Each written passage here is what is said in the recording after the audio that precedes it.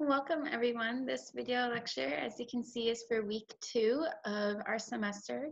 It runs from January 14th until Saturday, January 19th. I am, just for logistical purposes, I am recording this on Saturday, January 12th, so that's ready to go Monday morning. But with that, I'm still waiting to assign the groups until later tonight when more students post their introductions on the discussion board.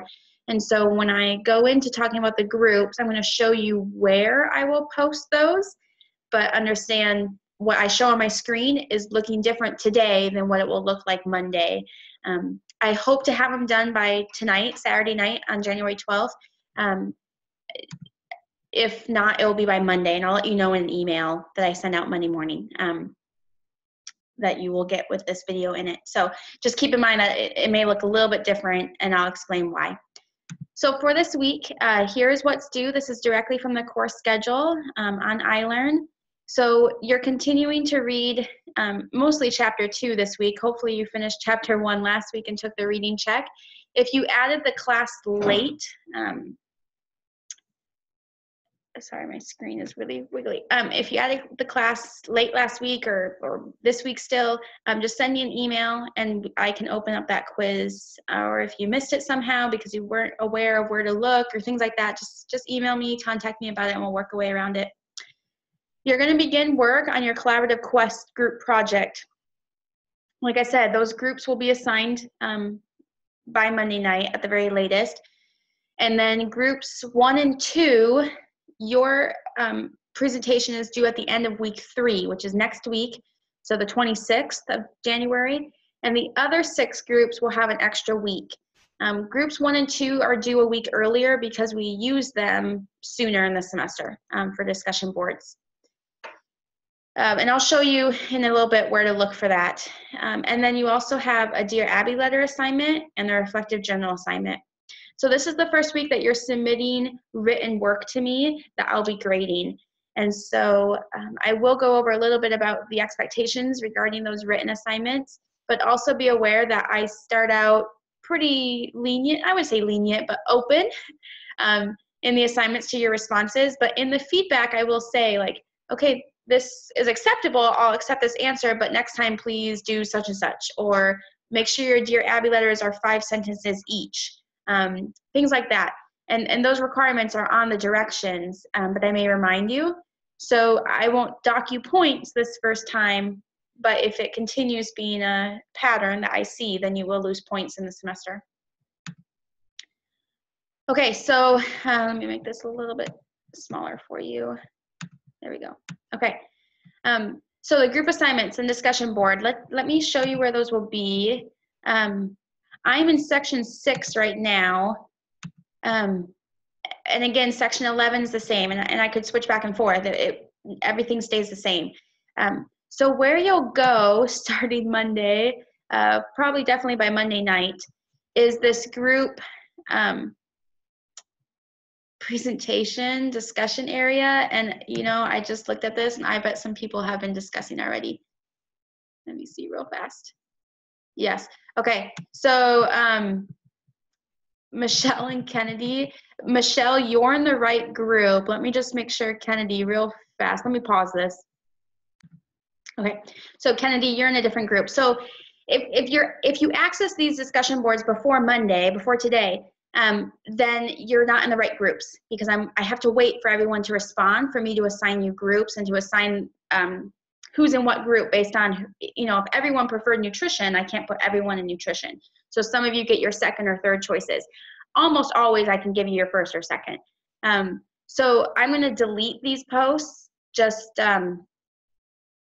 to make sure that there's not any confusion there. I want to make sure that no one in section 11 has, okay, section 11 is good. So Kennedy and Michelle, I'll clean those up so it's not confusing to the groups. But when you're assigned your group, you will click on, so I went to discussions, and then the group presentation area right here. It's the first discussion board that comes up in the collaborative quest. When you open this, it will show you whichever group you're in, whichever group you're assigned. So if you're brain development, you'll go to group 1. I believe as a student, it only shows your group. I could be wrong. So on top of being assigned a group in iLearn and having a discussion board, I will also have a document that I send out in an email and post on the week 2 announcements page that will list all the students and what group they're in. So it'll say group 1 and have a list of students, group 2, have a list of students. So that way you know which group you're in for sure. I have a post in every discussion board that just gives some more information about what's required. The biggest thing I ask is one group member needs to meet live with me by Tuesday, January 22nd. Groups 1 and 2, I would strongly advise that you meet with me much sooner than that, this week sometime. The purpose of this is just so that I can ensure that at least one group member knows how to use Zoom, knows how to record, understands the assignment. When I've done this in previous semesters, it will be the due date and I'll get students who are like, I don't understand what's going on. How do I record? And then I'm up at like 11 o'clock at night helping a group record because they didn't test it out or think about looking at that beforehand. So I do request that everyone, at least one group member, more if possible, but at least one. As far as times when I'm available, I can make almost any time work. It just may or may not be quiet. So I do have 3 kids. If it's when my youngest daughter's awake, then she might be in the video with me. Or if my other older kids are awake, I can try and put on a show or have them be working on a craft or something while I meet with you. It should be less than 5 minutes. It won't be long. We can also do it on a phone call if that's easier. But just to make sure that each group knows what's going on. So there are further directions here. I don't want to spend too much time here because I've also created a video just for the group discussion. Some questions that have come up: resources. What sources can we use? You can definitely use the textbook. The textbook is a great starting point, but I am looking for above and beyond, as long as they're reputable sources. So let's go a little bit beyond Wikipedia. I don't need you to, read 40-page research studies, but do some advanced research here. Google, and then scholarly articles, things like that. The other thing is by slides. That can be PowerPoint, that can be Google Slides, it can be a Prezi, but each group member can have their own. You don't need to everyone email all their slides together and combine them. So each person will share their screen in the live presentation when you record it, and so then you can just have your own 4 slides. The other question I've gotten is subtopics. In the directions it says each group member takes a subtopic. Those can be decided by the group. I'm happy to help, so if you have questions about that, let me know. And I'll be watching these discussion boards right here for any questions too. So just let me know. All right, so let's go back to the assignment. So this week we have a reading check on chapter 2, the Dear Abby assignment, and the reflective journal. Here's the reflective journal. This carries over from last week. In week 1, it's the same document, but here's just the chapter 2 questions. The first question is about Bandura and his study with the Bobo doll, but the link to the video is actually under week 1. It's misplaced, and unfortunately we're not able to change it now that the semester started. So you're going to be under week 2 and opening this reflective journal, but you want to go back to week 1, click on week 1 reflective journal, scroll a little bit until this Bandura's Bobo doll study, and it will open up the video. I believe it's a YouTube. Yes. So that's where you need to backtrack a little bit. Everything else is under week 2 though.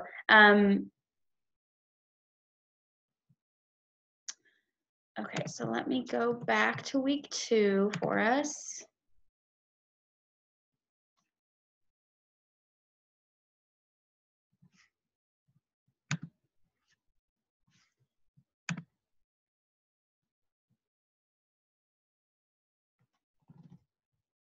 Okay, so when it asks about the John Watson Little Albert, here's the video for it. And then there is a video about potty training. And then Vygotsky and play.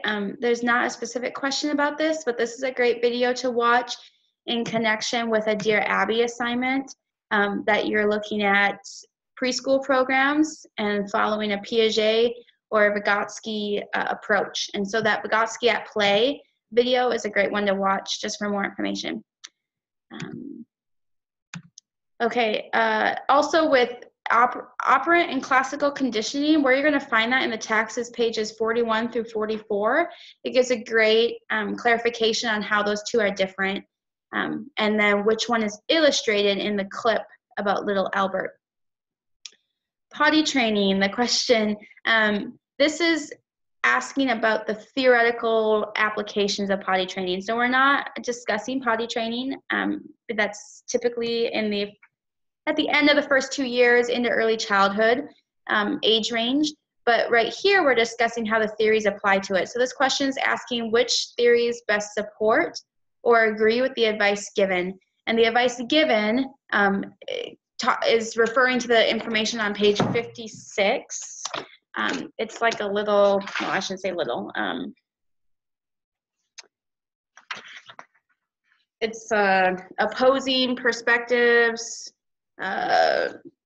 toilet training, how and when, with a green box, and it continues on the top of page 57. So there's two pages worth. And then which ones would disagree and why? So the developmental theories that we discuss in this chapter are psychoanalytic, behaviorism, cognitive, social cultural, and evolutionary are the five main ones. And so that's what I'm looking for, is which one best supports it and which one disagrees the most. Now, with this, I do want to preface this conversation on toilet training. I prefer to call it toilet learning because training to me relates to training a dog to go outside or training a cat to use a litter box. Where learning, it's a learning process for a child. And so culture here does play a role, and we have students in this class from other cultures, from other countries, and it's very interesting. There's this article here about potty training in different cultures and in different countries. It's actually a really interesting article that these behaviorists and researchers discovered that the closer you are to the equator, the earlier potty training takes place, or toilet learning takes place. And then the farther away you get, on average, you have a later age of learning. And in some countries where, it quotes this in the article, countries where you can't walk down to the store and get Pampers, you're obviously going to potty train or train your child sooner. Sorry, let me block that video from playing for you. But it's this great article about cultures that do elimination communication, which is called EC, where from as early as maybe 6 months, they take their child potty when they see the signs. I don't know how they do that. That's beyond me. But for some families, it works. And in some countries, that's the normal thing to do. That's the culturally acceptable thing. I know in other countries, it's not okay. It's not acceptable culturally to have your child in diapers past a certain age. And so there's a pressure, or I wouldn't say pressure, but just the notion that we will potty train or we will teach our child by a certain age. The U.S. typically in this research article, we see it a little bit later than other countries. But again, we also have the means of going down to the store, or, for me, Target ships them right to my house, so that's convenient, things like that. So there's just some different countries and how they work in here. Okay. With my family, so we have potty trained or tried to teach 1.5 children. My oldest is successful. She's out of diapers, and then our middle son turns 3 this week, and we tried, and it went okay. So now we're like sort of in limbo here. He wants to go most of the time, but he's not completely reliable, and so we work with him. But for me, I have not found the 3 days program. I know there's lots of different programs or ideas to follow of like 3 days and you're done.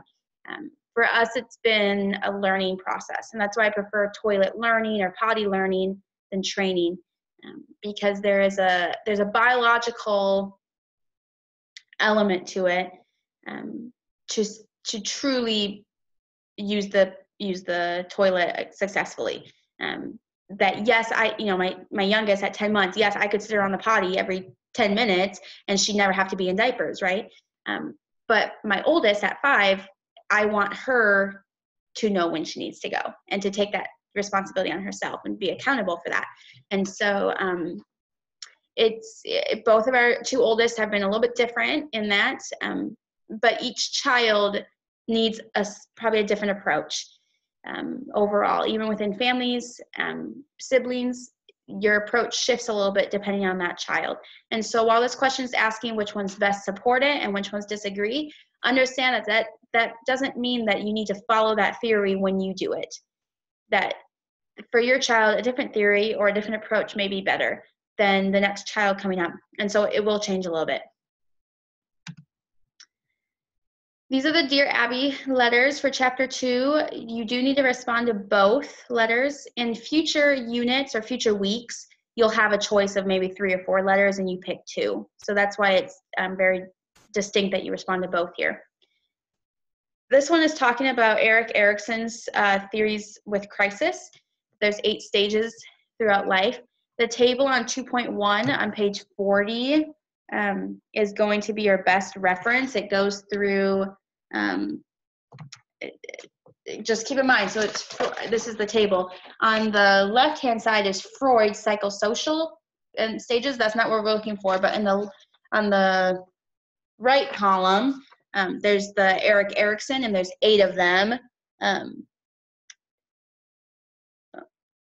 So there's 6, but then in adulthood there's 3 listed. So there is a total of 8 there. But of course we'll be looking at the first 5 from birth to adolescence here. So you're going to be applying that.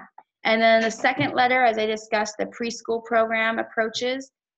Just recognize that Piaget is connected to the cognitive theory, and Vygotsky is connected to the social cultural theory. So that's where you can look for some more information on that. And then to submit those, you can just respond to them in a Word document, and then submit them right here. And then here's the reading to quiz. Okay. So that's all the information for this week as far as the academic side. I hope that you each are reading and keeping up with the Come Follow Me curriculum. We have been doing that now for 2 weeks in our home. And it's been amazing to see our children really understand the Gospels when we're reading in Matthew and Luke. It's been really neat to see my oldest and her comments and her thoughts even throughout the day of, well, Elizabeth had that angel come and had John the Baptist. And just in our daily conversations, the scriptures are becoming a more implemented part of our lives. So this week, it's talking, I found this quote very well connected to the information, but it's talking about parents can receive revelations to protect their families, and about how that protection can be a spiritual protection, but at times it can also be a physical protection. And we learned that Joseph was inspired, was through the angel, was told to stay with Mary, and that he protects her and protects Jesus Christ as he grows, as any father would. And so I do encourage you to think about also, as we start looking into next week, of the prenatal development of how Mary and Joseph also had a prenatal protection about that, and how we as parents or as members of society can also encourage that prenatal development in our everyday lives, whether we're pregnant or expecting, or also encouraging our family members to make sure they get prenatal care and see a doctor regularly and things like that. There's also this video, The First Christmas Spirit, that it's on LDS.org, but it shows that Joseph being the humble father, and what it would have been like to raise Jesus. And so it's a very thought-provoking video. I encourage you to watch it again. It's on the Come Follow Me curriculum and the LDS website. That wraps up week 2. Again, I will have those groups figured out in another day or 2. But if you have any questions, email me, text me, whatever you need, and I'll be happy to help.